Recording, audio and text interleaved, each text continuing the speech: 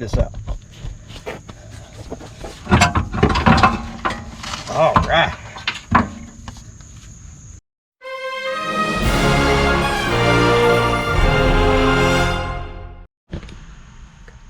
Welcome back to Gas Diesel Garage, y'all. My name is Jack, and I'm here to make sure you don't get screwed by the dealer. So stay tuned.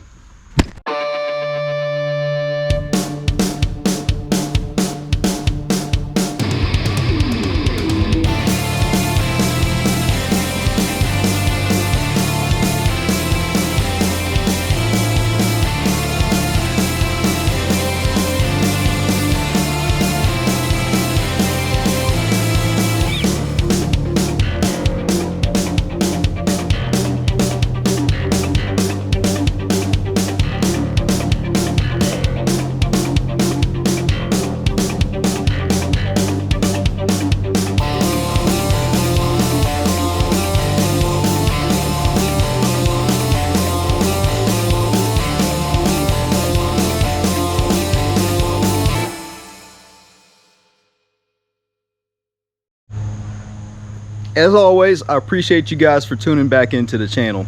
For all you that are not subbed to the channel, please subscribe to the channel because you're not going to want to miss a thing. Because like I said, this channel is going to be geared, or is geared, to making sure you don't get screwed by the dealer, like I said. And yes, as you can see, we're at the home shop doing this thing in the driveway. So let's get started. Now, if you guys have been tuning into the channel, you guys may have remembered this 2007 Honda Accord, and when we put the brand new power steering pump in, and the power steering pump did its job, worked real great until the rack and pinion started to leak. So that's why we're doing the rack and pinion. See, when your steering gets tough and you already did the power steering pump, the reason it's getting tough is because it's sucking air somewhere, and unfortunately I can tell where this thing is sucking air, and it is sucking air from the leak in the rack and pinion, which would be on the left side that I saw the leak. So let me show you how bad this thing's leaking. With the engine running, you can actually see where it's leaking from. It means the bellow boot is actually filling up with power steering fluid. But look, you can see it right there. That really sucks. So we're going to replace it. Now here's a mechanic tip for you. You're going to want to get this steering wheel straight and stay straight. The way to do that, we're going to wrap it up with the seat belt, and it's going to keep it in place because you'll see what I mean later. But when you disconnect the steering column from the rack and you don't have it in place like it came off, this steering will be probably about way out of adjustment. Steering wheel might even be upside down. Just like that. So that steering wheel will not move on you. Of course, get it on jack stands and take the wheels off. And that's what we're going to do now. Next, let's go ahead and get these outer tie rods loose on both sides.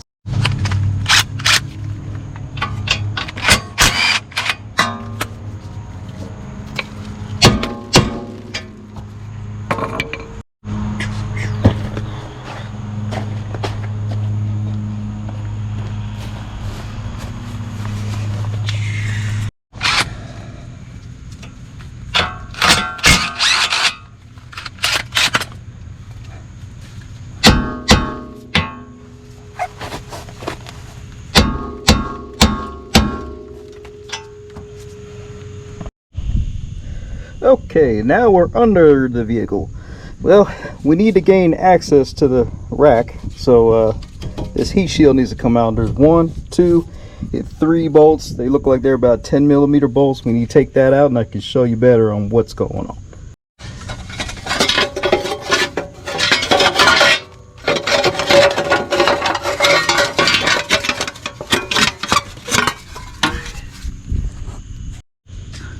Alright, now we can see the actual rack.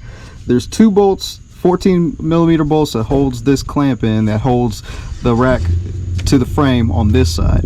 Now what we got to do, which a lot of people get discouraged about, is the bracket pinion goes right through the motor mount, but these two right here, got to take those out so then we can loosen the motor mount, jack the engine up, and pull it out and out. Sound good? Good.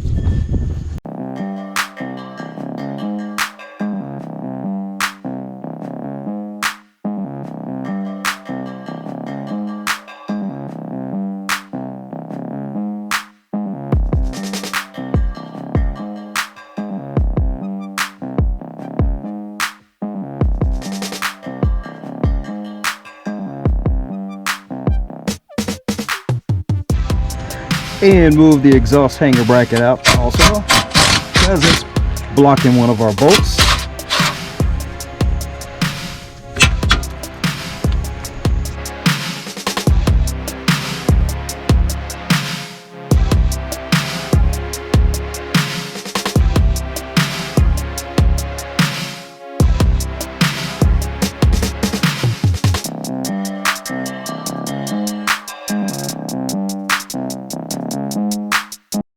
Okay, now we're on top. Now you can probably see this a little bit better.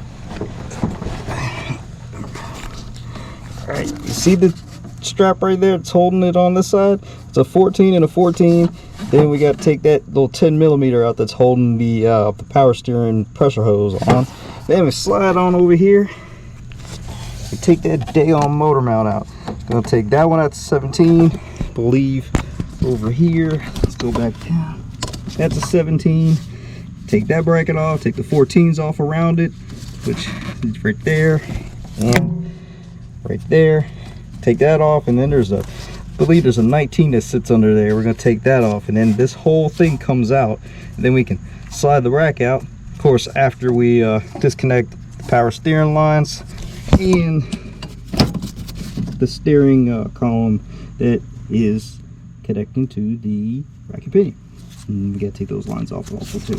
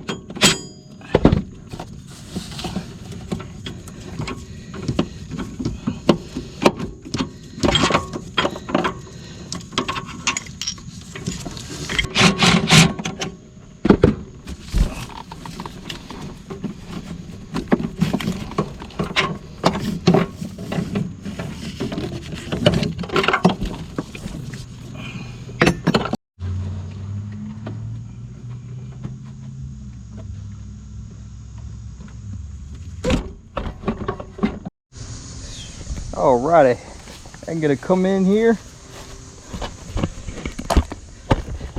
Pull the carpet back a little bit.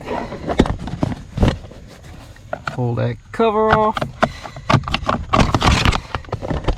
And you're going to take that 10 millimeter bolt out. Then we should be able to get that whole rack to slide on out.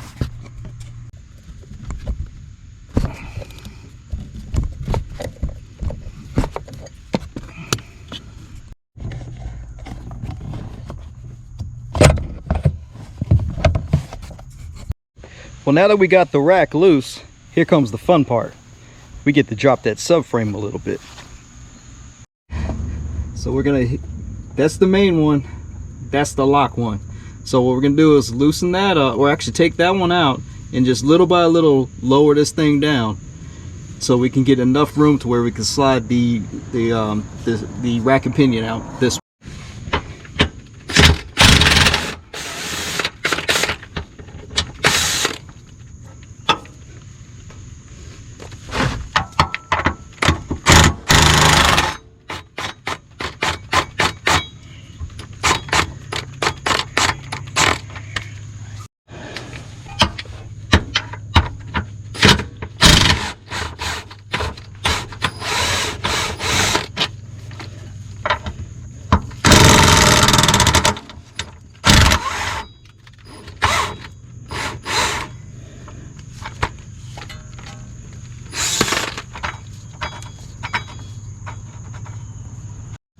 And take those, or loosen those 14 millimeters out. They're on both sides, this one and other side. Just take them out, and as you can see, it slotted, so it should come down fine without taking them all the way out. Now check that out. Now by removing the rear subframe bolts, just take them all the way out and pry down on the subframe and put like a block in it. Opens up all this room for the thing to come out. Check this out.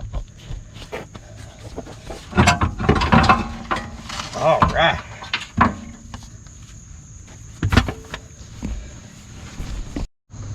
Okay, now that we got the old one out, now it's time for the new stuff. Now this one comes from Detroit Axle, as you can see, and it comes brand new with both outer tie rods, 1, 2, and then the whole rack, completely brand new. Don't get no refurbished stuff, get brand new, so you don't have to have a problem. I'm gonna have a link in the description below on how to get one. It is come from Amazon, and it's about 180 bucks. Not too bad. Hey, look at it this way: you'd be paying 3 times that if you went to a dealer or a mechanic shop to get this thing repaired. So just go ahead and pick yourself up one. Link in the description below on how to grab one, and you won't be disappointed. Okay, next we got to put the new tie rods in, and how we're going to do that, we're going to take the old one and measure the, or not measure, but count the threads on the shaft and then assemble it on. And we could probably take a few measurements also so we can get it close, because we're gonna have to go get an alignment at a shop, unfortunately, because anytime you mess with the steering system, you're gonna need an alignment. So yeah, we're kind of gonna get screwed there, but I can get it at least close enough to where she can drive it there and get it done.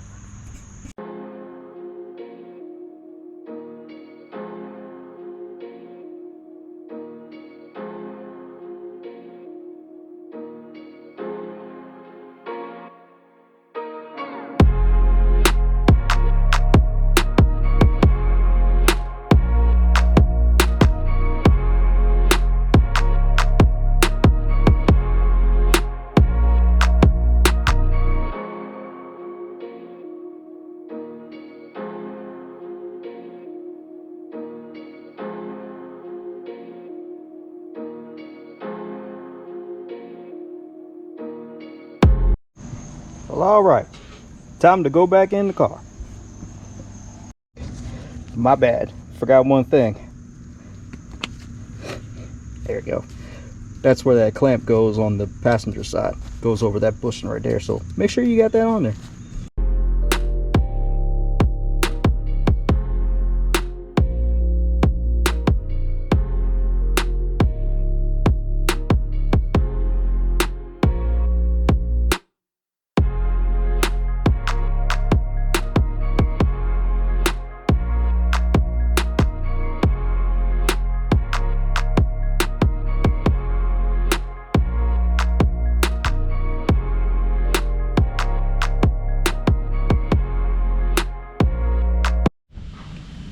Well, now that we got the steering rack pretty much seated where it needs to be, now it's just a matter of just doing everything you just did, but in the reverse direction, of course.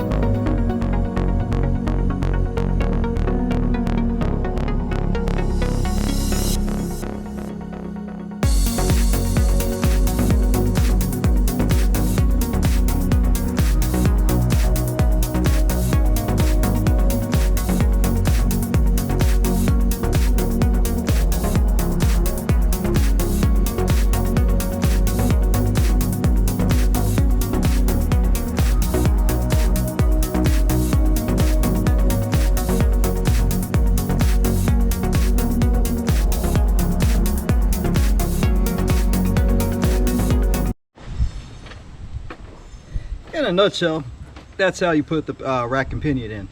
Not too hard of a job, but it's doable in your driveway if you got enough patience and time, because it's going to be a little bit of time, probably about maybe 2-3 hours at the most. But now you guys know how to do it yourself if you guys want to do it yourself. But anyways, next thing we need to do is we need to fill this thing up with Honda power steering fluid. And I'll make sure I have a link in the description below on how to get you some genuine Honda power steering fluid. And I recommend getting that because you don't want to be doing this thing again. Come to think of it, didn't I? I think I said that when I did the power steering pump. Anyways, let's fill it, start it up, check for leaks.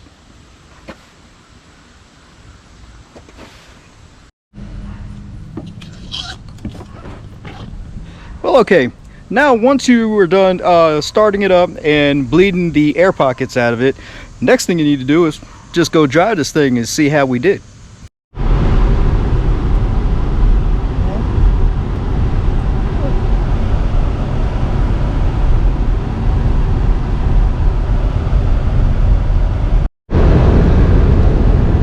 I do have to say, you put a new steering rack in a vehicle, your steering response is a lot tighter. Pretty amazed at that. And remember, if you do a rack and pinion on a vehicle, please go get an alignment, because your tires will take a beating, and if you didn't lock the steering wheel straight, the steering wheel is going to be completely off. But it's always good practice and a must of getting an alignment done, unfortunately, at a shop. That's something I can't really help you with. Although I could teach you guys how to do an alignment without that daggone machine, but that might have to be for another video. So, well. And guys, make sure you look in the description below to find that rack and pinion for a fairly good price, I have to say. I mean, brand new, you can't beat that. And your genuine power steering fluid made by Honda. Make sure you check that out also. Well, there we go. Gas Diesel Garage just saved another Honda from going to the dealer and getting screwed. So if you enjoyed this episode of Gas Diesel Garage, don't hesitate to smash that subscribe button and comment and like. Help me with the YouTube algorithm, and we'll see you next time. Peace.